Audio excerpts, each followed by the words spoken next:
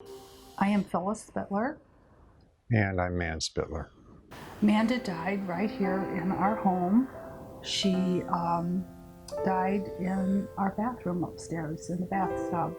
She said she was going to go upstairs and she was going to take a warm bath and go to bed. And I knocked on the door and I screamed her name. I did this 3 times with no response, and then finally I opened the door and went in there. There were her drug works out on the countertop. Dr. Mazurik, a pulmonologist, a lung specialist, was in charge of her case.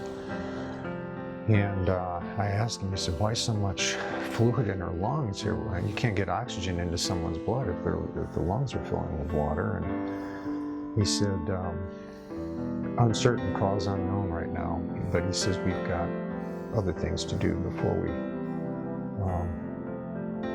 can address that fully.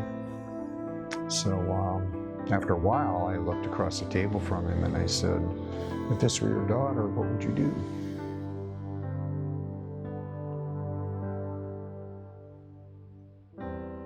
As a parent, you always are afraid something bad is going to happen to your child, and you just push that as far back in your mind as you possibly can. To try to circumvent Amanda's addiction, one of which would have been to actually put together a list of rules and expectations in written form and posted them here in the house with the consequences for having broken those rules and expectations, and then followed through with the consequences without fail. I never, in my wildest dreams, could imagine that she would die from a heroin overdose.